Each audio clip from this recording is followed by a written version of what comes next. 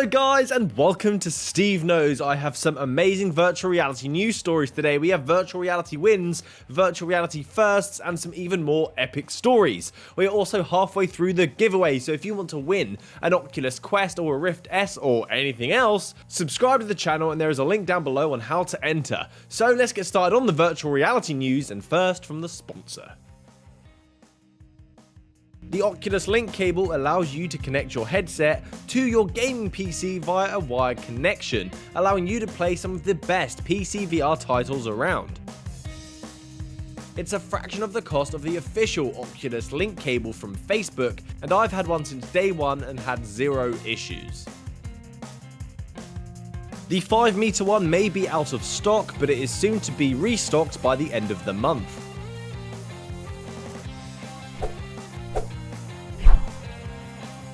So this one is about a win for virtual reality, and if you've been around in virtual reality for a while now, you've likely been promoting VR to friends or family, talking about your incredible experiences and funny moments that you've had. And when the Quest was announced, it was said to be more user-friendly, more consumer-friendly, removing that barrier to entry of having a gaming PC to entice new customers into virtual reality, and it's done a pretty great job. Even with people who have played virtual reality before, are loving this wireless play of the Oculus Quest. Chris Pruitt, a head over at Oculus, had made a statement, hopefully based off some real data that they've collected. I'm guessing it's around how many new user accounts have been created to determine who is new to Oculus. He said, we look at the folks that have turned on their devices around Christmas 2019, and 90% of those, 90% are brand new to the Oculus platform. They've never owned an Oculus headset before, and 90%, that's a huge chunk. Some of those numbers are going to be people who have owned PlayStation VR, like myself, or maybe the Vive, or went nuts and just decided to have every single headset there is, and why not? Either way, that's a great boost into the Oculus ecosystem and a testament to the great growth virtual reality has had of late, and I hope it continues. And if you're new to Oculus and new to virtual reality, welcome. And if you're a veteran, thank you. Let's keep this train going. This one has great potential for the future. Facebook have just announced that OpenXr, or at least the prototype version of it, is going to be made available for the Oculus Quest and the Rift S. So what is OpenXr? OpenXr is a way for developers to create augmented and virtual reality content by creating a standard in which we communicate. It provides an application interface and API, and a device layer which has abstracted away complexity, a way for the developer to communicate with different hardware across multiple devices. So, whether you own a phone or an Oculus Quest headset, you would follow the same principles, the same standard on each of these devices. BoggitVR said this, which may make more sense. OpenXr is a work-in-progress standard that aims to unify the underlying connections between VR and AR hardware, game engines, and content, making for a more interoperable ecosystem. And what this essentially means is that any application that's created using OpenXr should technically run on any other device that is capable of it. Of course, hardware limitations come into play, but what this potentially means is that you can port games with zero code changes. And what does that mean for the Quest? Well, hopefully this means developers will make use of OpenXr to create their content in, which should make it more fairly straightforward to port the game to other devices, to and from the Quest. So put simply, what this means is, in the future, we should be getting more great Oculus Quest games. So if you see something great come out on PC VR that isn't restricted to the limitations of the Quest, it can run perfectly fine, then it should just be a nice easy port onto this system. And that's great news for game developers who want to make more money, more revenue, and also great for us consumers who want to play even more great games. So recently I did a podcast show with some amazing guys over at Between Realities. You should definitely check out their channel. They're doing great things in the virtual reality space, and being an active user in the community, they're brilliant. Fantastic guys. A topic of conversation that we seem to get into a lot though, because Alex loves multiplayer games, is multiplayer titles in virtual reality.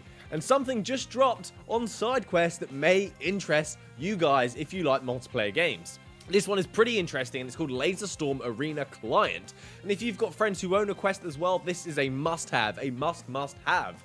This is a unique title that will allow yourself and up to 4 players, soon to be 5 players, in the same open space, playing a game cooperatively. In the same world, the aim of the game is to work together and shoot and kill the hordes of enemies that come after you in some rather simple but pretty stunning arenas. You'll have to communicate and work as a team to win the game, and your total score is a team effort that will get placed on a leaderboard, so if you want to compete to be the best team there is, you can do so. It has some team bonding moments as well, where you have to pick up teammates who are down, which can make some intense moments even more intense. There are also shields around that you can grab and place strategically to cover your six or cover a friend who's just gone down. This game just sounds awesome as hell, and if I had friends that owned an Oculus Quest that lived near me, I'll be playing this constantly. In the footage we can see team members high-fiving each other in real life, and then this actually occurs in game, and because you're seeing each other's avatar in game as well in the same room, this will prevent you from running into each other. I would really like to see more games like this appearing on the Oculus Quest, taking advantage of that wireless play and bringing people together, because people say virtual reality is an isolating experience. So if we can make it more social, that's a win. So what's coming in the next Oculus Quest update? Well, Facebook have just dropped something rather interestingly on their blog post. And this is regarding a complete new user interface for the Oculus Quest, which contains some pretty sweet features.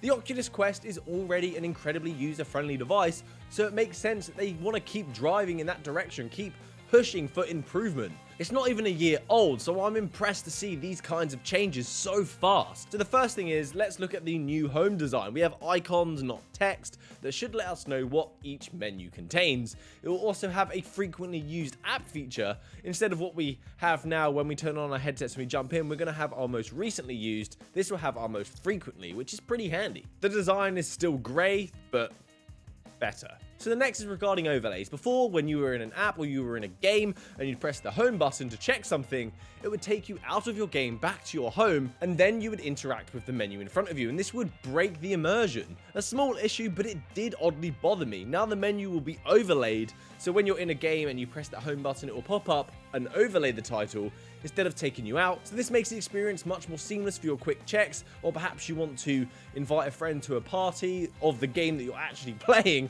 That's going to be a much nicer experience, although some of the features you do have to enable a connection to Facebook. And why? My favorite one for the researchers and multitaskers among us is the next one would allow you to have multiple browsers open at once, allowing you to surf the web on one, watch YouTube on another, or perhaps check a forum or Reddit on another one. And you can do all of this simultaneously in the next Quest update. You can also move the panels to your liking, so you can arrange it in a way that suits you best. I probably won't be using this much though. When I surf the web, I normally do it on the computer, but not having to leave the virtual reality space in order to do all these things is a great bonus. The update will be out in a month or so on a rolling basis, which, no surprise, that's what they've been doing every single time. So make sure that you check your experimental features and enable everything once you've got this update, so you can enjoy all of these nice features. We have some news on Five Nights at Freddy's. Finally, I get a comment on this game near enough every single video, but finally I've got some news for you guys about when this is coming out. So Stillwall Studios have recently put in a blog post that the game is on schedule despite recent events, because we know that this has been causing issues worldwide. The game is also set to be coming to Nintendo Switch and Xbox, which is pretty interesting. I love the Switch. But since they're on schedule, we're probably going to hear more about this in the next month or two. There was nothing really else given away on the blog post, just that small snippet, which is probably to try and keep the hype alive for this game, because we've not heard much. Now, Vive. We finally get a nice peek of what's going to be the first virtual reality conference from Vive. We have some footage of what the setup is going to look like, and I'm pretty impressed. It's where the users will get to hang out and watch the conference that they're hosting in a more social setting. It looks really good. I was expecting like a stage with a 3D camera in a seat where we'd all be sitting and watching something on stage, but no, it's like they've actually created this event in which we attend and hang out. It looks brilliant. This is going to occur on the 19th of March, so if you're interested, I'll put a link down below in the description so you can sign up for this VR live stream and check out the conference. This is a virtual reality first, so do not miss out on this one. It's going to go down in the history books. So that's it from me today, guys. Thanks for watching SteveKnows. I hope you've liked getting caught up on all the latest and greatest virtual reality news. Subscribe to the channel, stick around for next time. Thank you to my patrons, you are absolute legends. Happy gaming, guys. Good day.